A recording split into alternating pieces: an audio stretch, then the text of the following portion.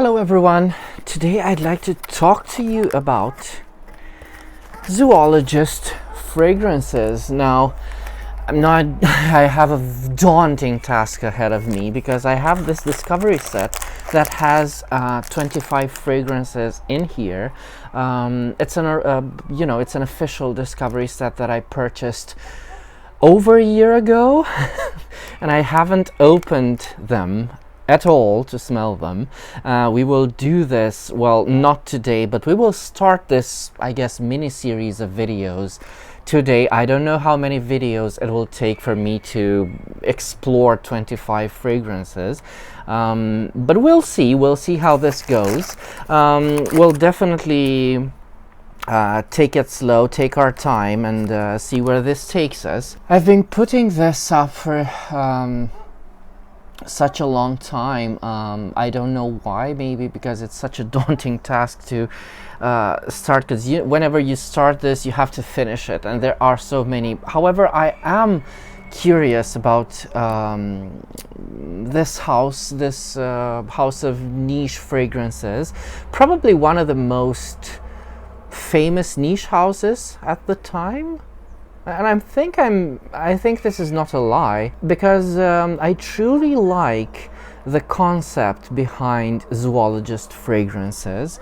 I'm sure most of you have heard of Zoologist fragrances by now. Most of you who spent some time in the fragrance world, in the fragrance community. I mean, as I said, I think they're the most famous niche house. So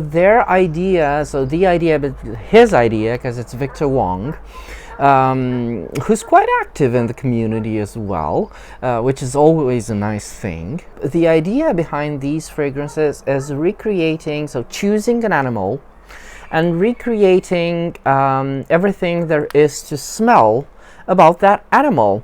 And I'm talking about the exterior, the interior, what it eats, where it lives, everything. So I'm glad I got this official discovery set and not decants from people, because hopefully there will be some information in here. If not, I will have to go to the official website. And let's see how many there are in one package. 1, 2, 3, 4, 5, 6, 7, 8 fragrances. Now, that's not humanly possible for me. I think I could go with maybe 4 in one video, but let's see how this goes. So I took the first kind of batch out of the package. It's just no particular order, but I am glad that I saw Zoologist Bat here. It's the new version of Bat, of course. I think Zoologist Bat is the fragrance that kind of put them on the map, because I do remember it was probably 2018 or 2019, but most surely 2018 when I smelled Zoologist Bat for the first time. I mean, some of the fragrances I already know, because they do keep them at my niche fragrance store that I have in my city, in the city where I live. But I would be lying if I told you I smelled them all, because there's so many of them. Back to Bat. I know I smelled it and it left quite an impression on me. As I knew, I remember I wore it on my skin, and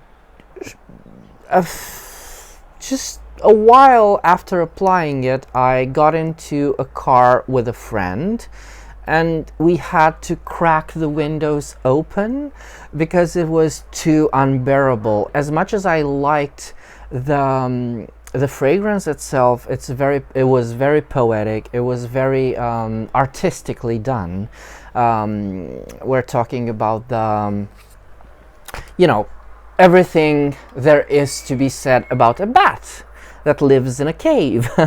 But the fragrance was just so utterly powerful, and it had such a acidic. It was a very acidic fragrance. It smelled like rotten fruit, rotten, sour, everything that's just gone bad in a fragrance. And well, in terms of fruit, mold, damp cellar, everything. As I said, very artistic, but not at all wearable, in my opinion. But it did remind me quite a lot of a fragrance that I purchased after this, maybe a year after smelling Bat. I purchased Amouage Figment, and the fragrances are very similar. Now, I haven't smelled the new version of Bat, which came out in 2020, at all. Not because I wasn't curious, but because I had already purchased this Discovery set somewhere in 2021, I think. My goodness, I don't think it's been 2 years. Come on, let's get real. But it's more than a year and a half, to be sure. And I wanted to smell it with you guys. So let's see. Let me prepare the blotter, because I think it's fitting. We should smell the fragrance that, or at least a reformulation, a new interpretation of the fragrance that made Zoologist into the famous brand that they are now. And I know this is a bit unfair, because there are so many fragrances from this house that I truly, truly enjoy, which of course includes Zoologist B, which I think might be just my favorite of the whole bunch. Maybe I have it somewhere around here, maybe I don't know. I don't have the the latest launches. As I said, Victor Wong is very prolific. And this, sad to say, but this smells, is it Bat? Yes, this smells nothing, in the opening at least. This smelled like nothing of the original. However, there are some echoes from the original. Oh yes, there it is. But the opening was just so fluffy and warm and fuzzy, just like, maybe when you're cuddling with this individual right here, when you're cuddling him. It was very soft and fuzzy, yeah. But now here comes the damp cellar, damp cave type of smell, which, oh yes, there it is, yes. So I should say this fragrance focuses a lot more on the damp cellar aspect, the damp cave aspect, than it does on the rotten fruit aspect, which, well, to me is that's a good thing. That's a good thing, because the rotten fruit were a bit too much. As I said, very acidic, very bothersome, very annoying to the people around you when you were wearing the fragrance. Not to say it wasn't very artistic, and I loved the fragrance. I didn't get it, unfortunately. I do regret it. I do regret not purchasing the original Bat. So yeah, there's definitely, I mean, this fragrance is not unpleasant at all. It's definitely challenging. I mean, I could see why this wouldn't be for everybody. Definitely. I attribute this smell to patchouli. It's not very pissy though. Amouage Figment Man is very pissy. It's very, when you smell Amouage Figment, which I should talk about at some point, Amouage Figment Man is like a very damp cellar, very damp dark cellar, where there also happen to be a lot of toilets, a lot of men's toilets, where you take a piss in. Not very clean, that fragrance. However, I do like it. It's a good fragrance despite of that. We'll talk about Amouage Figment at some point. But this one kind of turns very earthy all of a sudden. It's damp earth, And I like this journey, you know, starting from fuzzy wuzzy to cold, dark, and then maybe seeing the bat suspended into the, because it was kind of cold and windy and humid, and now we're into the earth. We're closer to the floor of the cave. Very interesting. But there is an aspect of the this one is much more wearable than the original. I could tell you this. There's something of modern, contemporary fragrances in this, especially male marketed ones. I couldn't tell you what it is. This is always a challenge for me. It's that note. It might be patchouli, but I know patchouli very well. It might be an aspect of patchouli in combination with something. Not sure. This always is a challenge for me.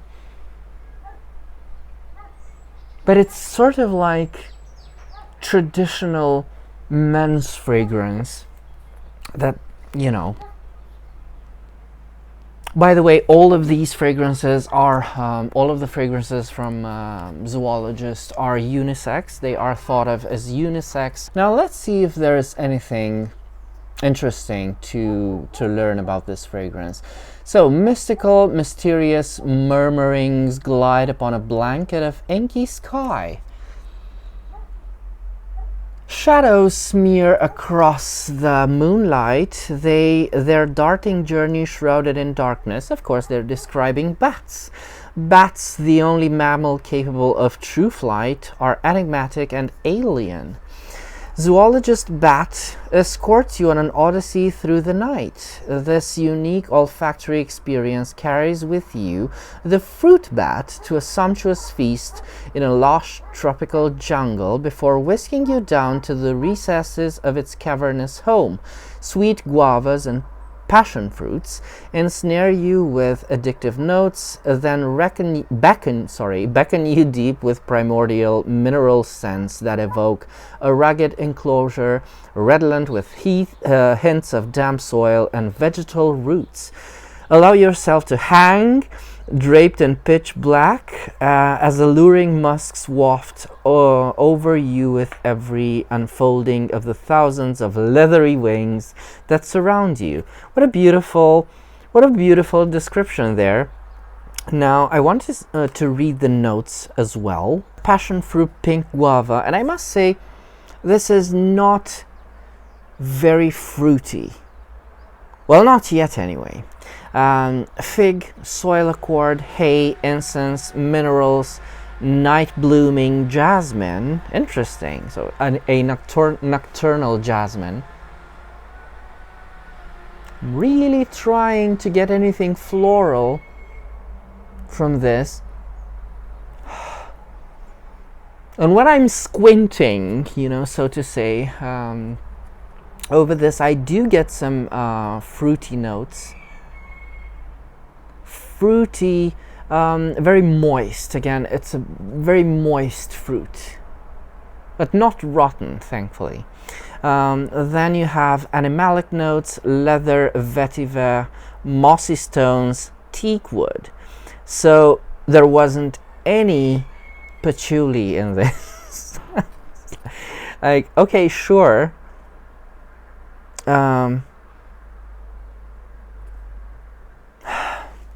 But I must say it's quite different from the original. It is quite different.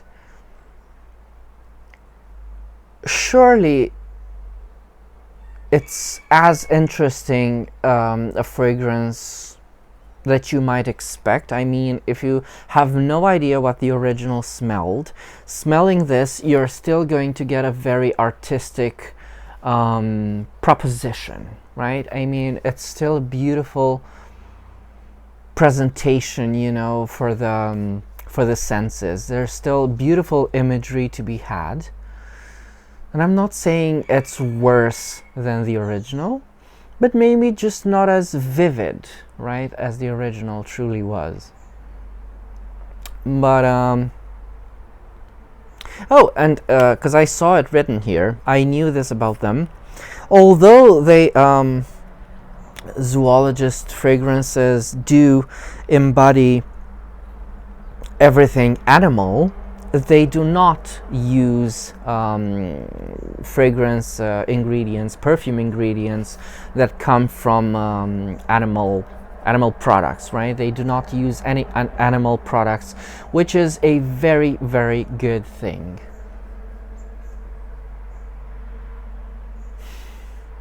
And in terms of pricing, I don't remember, it was a little less than 200 euros. Zoologist bat costs 175 US dollars. I wanted to check the nose behind them, because the new bat is also done by a different perfumer called Prin Lomros. The original one was done by Ellen Covey. It was the one who got all the awards. The original fragrance. Okay, so it was done by Prin Lomros, this one. Now let's go to another fragrance. I will let this settle for a bit, and maybe at the end of this series I might get back with a recap for all 25 fragrances, which I know doesn't seem very realistic. Now let's go to Beaver. This is my next.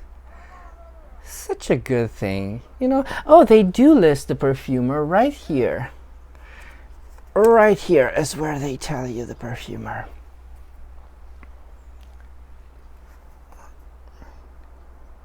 Yes. Very fruity. And there's a funk to this. Oh, this is so interesting. It's fruity and fresh and citrusy. It's a very fresh scent. It's very aquatic. Yes, it reminds me of something Olivier Kress might have done in the 90s, which is so nice. In the opening, mind you. But let's see something about this Zoologist Beaver. Zoologist Beaver invites you to slip away to a cozy family lodge. A tranquil river encloses the den in its rippling embrace as it glides beneath the blossoms of lush linden trees lining the banks. Oh, okay. The breezy, there's something of a very soothing tea-like. It's like having a tea under a linden blossom tree. It's so nice. The breezy aroma of the green floral grove washes over you just before you duck inside to be welcomed by leathery hints of musky castoreum. Well, of course, because yeah, that's the funk I think I was smelling earlier, but it's very, very mild in this opening. It's very mild and it's just bittersweet. As it mingles with the moist, woody note of freshly hewn timber, it strikes you just how sexy and dapper this perfume is, and you sink into it, letting yourself be enfolded in its surprising elegance. Well, I should say this is, look at that Mr. Beaver there. He's looking quite dapper indeed. It smells so nice. So this, it does turn woodier. It's a woody aquatic smell that's very, very interesting as a combination. Not to say I haven't smelled anything like this. I mean, definitely it wouldn't, if you handed me this blotter in a perfume store, I wouldn't say this stands out so much, but I would like it. Would I like it so much that I wanted to continue smelling this after a while? I don't know, but there's something to be said about this classical way. Well, it is classic by now, but this inoffensive way of doing perfumery, well, that's just it's so as I said, it's very dapper, Mr. Beaver. He's a dapper one, but this is a very clean fragrance. It's almost like it's, you know, it's devoid of anything that might, you know, spark my, you know, interest. I should just let this settle for a bit, maybe talk about it a bit later. So let's see the notes. Fresh outdoor air, I'm sure. I'm convinced now. Linden blossom, wood shavings, wild vegetation. I mean, these are all imaginary notes. Then you have damp air, dry wood, light musk, water, amber, leather, castoreum, dark woods, heavy musk, vanilla. Well, that wasn't very helpful, was it? All imaginary notes. But I should say this again smells to me like the traditional, you know, masculine way of doing fragrances. Maybe something you might smell from, you know, from Davidoff.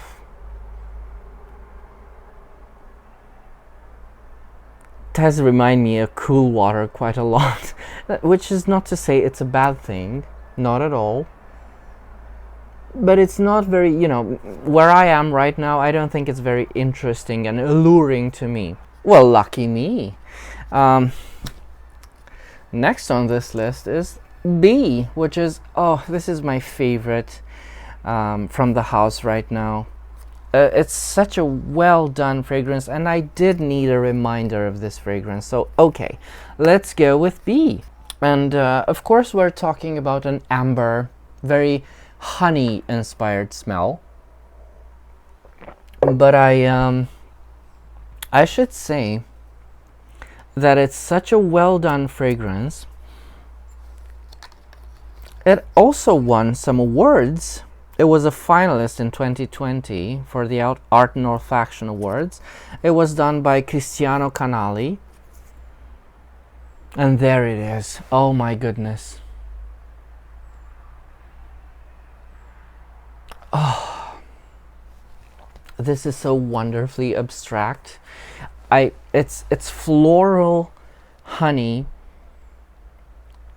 and the animalics of this fragrance, because this is a heavily animalic scent without using animal products, which again is a wonderful thing.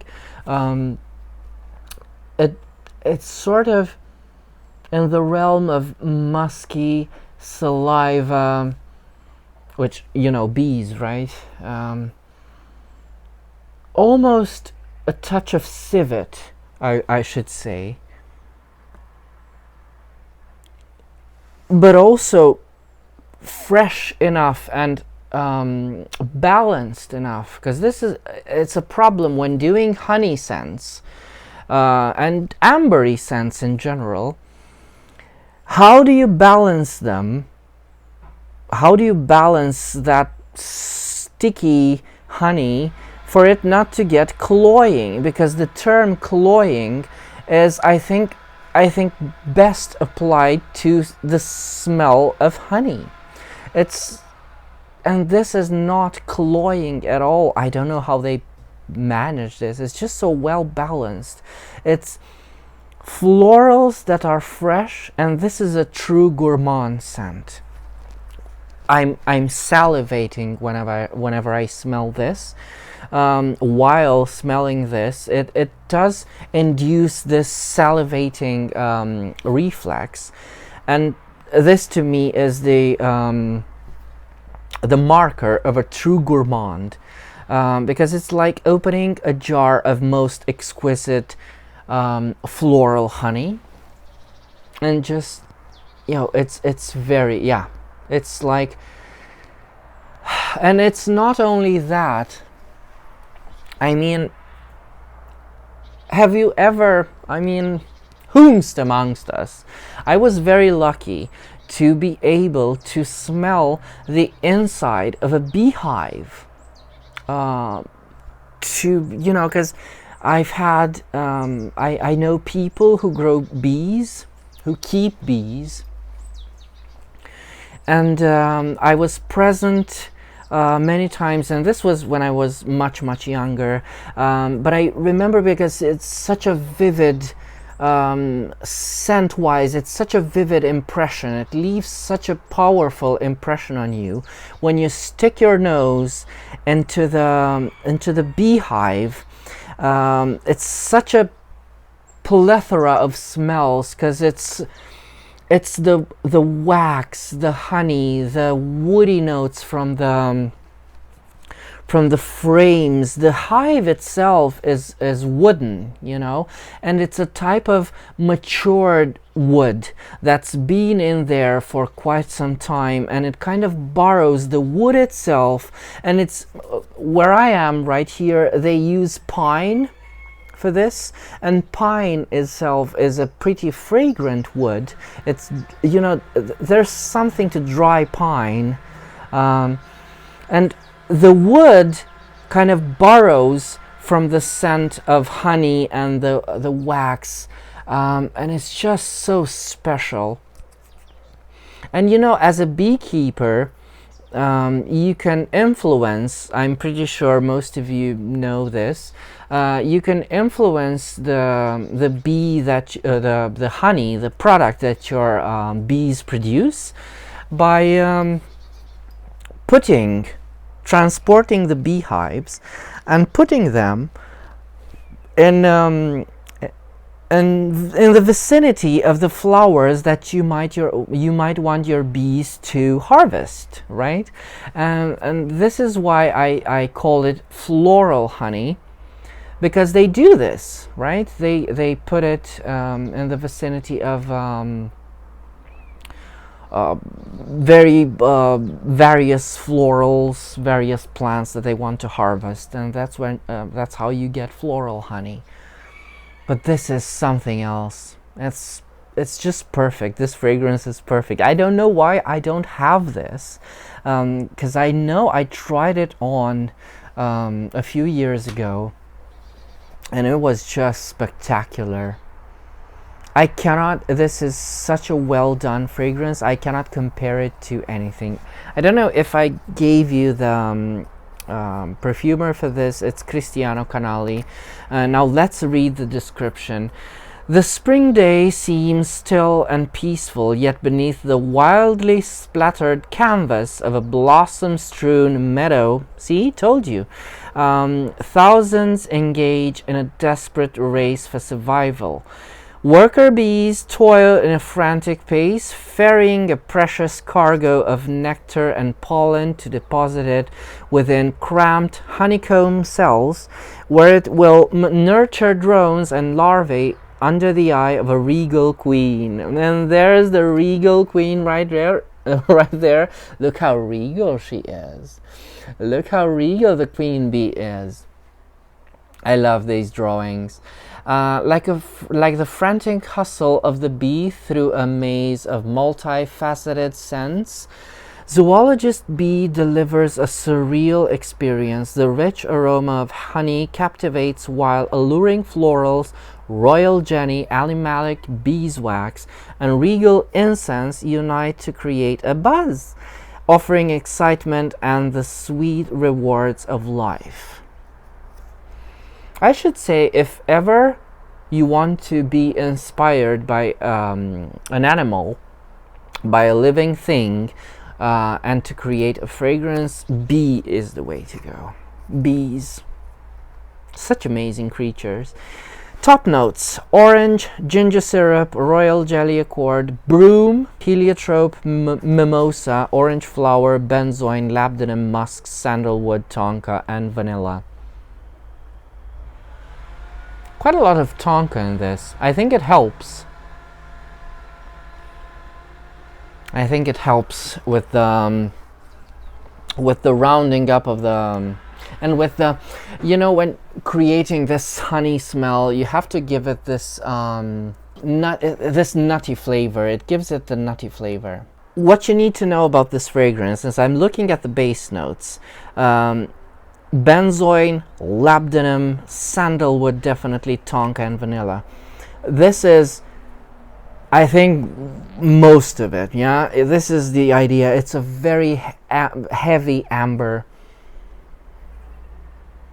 And you know, there are so many honey scents out there that are just so boring. But this manages to stay so close to nature and not be boring at all. Wonderful scent.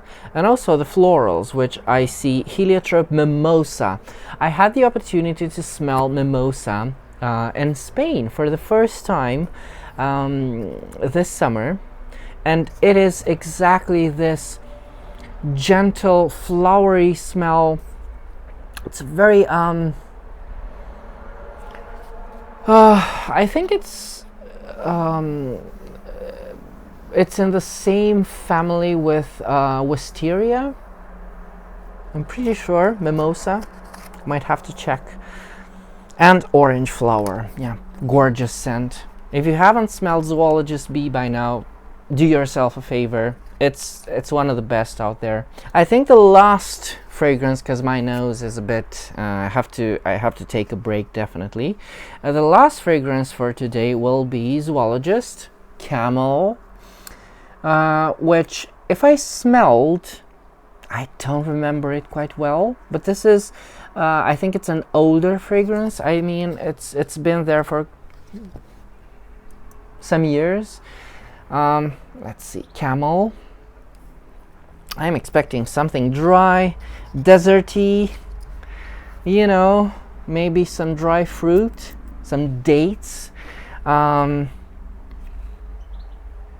yes, I was looking for the lid for this, if you can believe it. Okay. Oh yes, quite animalic. Quite animalic, quite funky, this Camel as well, which is to be expected. Oh, very interesting. It is dry indeed, and it's everything dry, actually. It's very arid, right? It's a very arid smell. There's something almost mineral to this. Almost mineral. And it is a very fruity, leathery smell, which again, very interesting.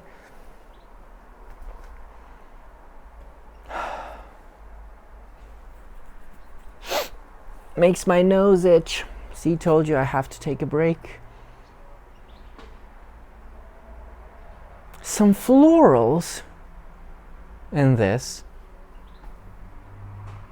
I might venture some white florals into this, maybe. Maybe we're getting into the realms of some creamy florals. But it's a very, very interesting blend, you know. It's very, it's not spicy as in pungent and, you know, anything peppery. But it does smell like, you know, I'm opening up a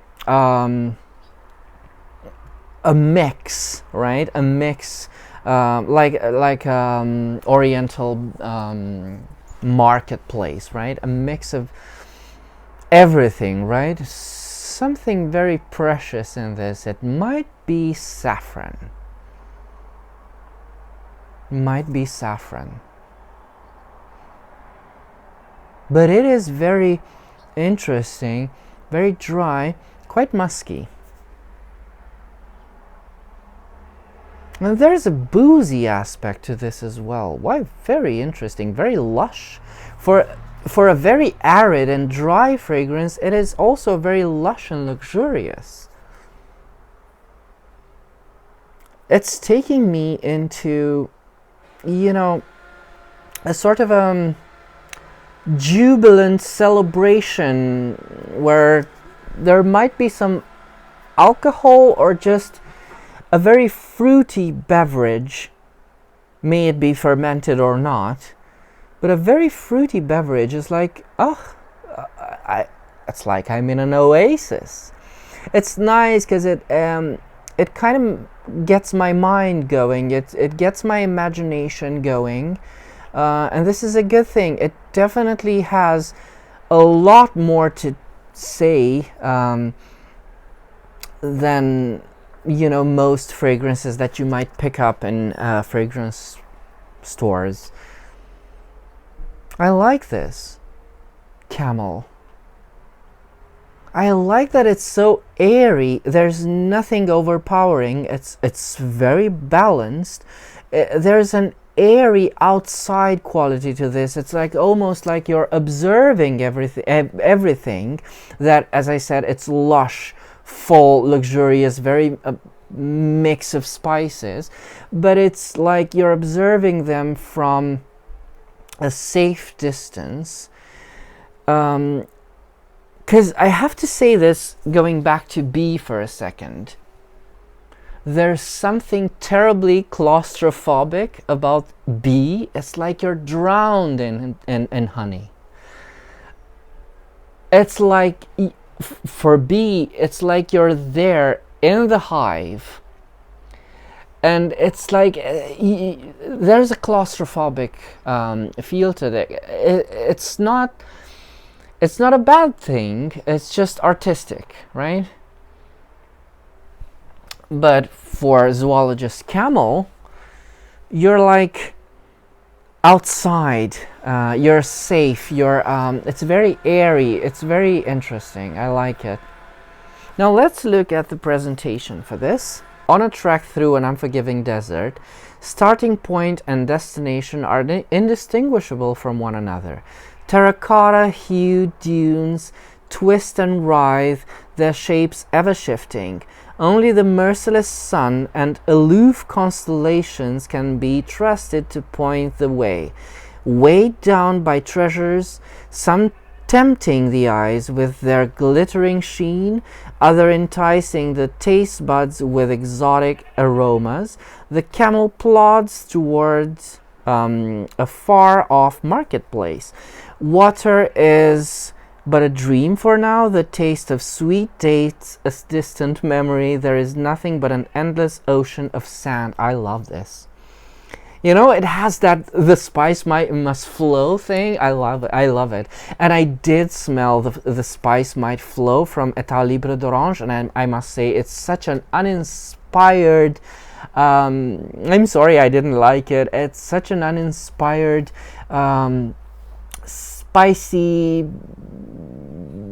patchouli oud combination that you find everywhere, and this is so, I don't know, it's like something, it's definitely got echoes of it. You know, you smell one oud fragrance, you smell them all. That's true, of course, but there's something very unique about this. It's the way they did this unapologetic blend of everything, and I think it's because of because not many oud fragrance strive to be this airy, and I think this is what saves it.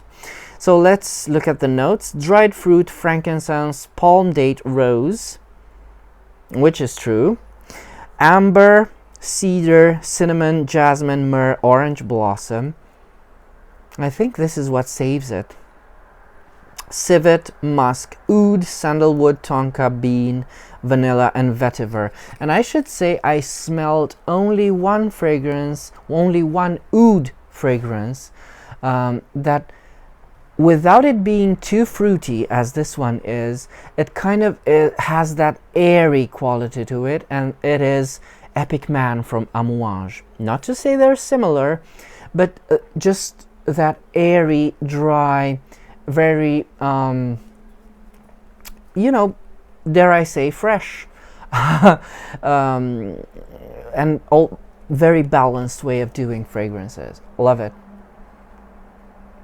So yeah, Camel is a very good fragrance. Now, before I end the video and have a break, because I will film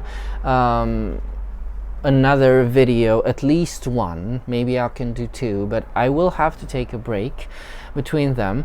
I want to smell Beaver again, just because I feel bad for Mr. Dapper Beaver, because I left him there all alone, because I called him uninteresting.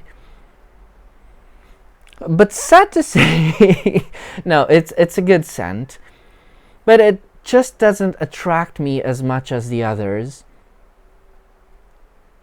But Mr. Beaver is still very watery and still very woody. But I guess I wanted Mr. Mr. Beaver, I wanted him to not be as clean, maybe. I wanted him to be a bit more audacious. You need to get out of your shell, Mr. Beaver. You need to give us more funk.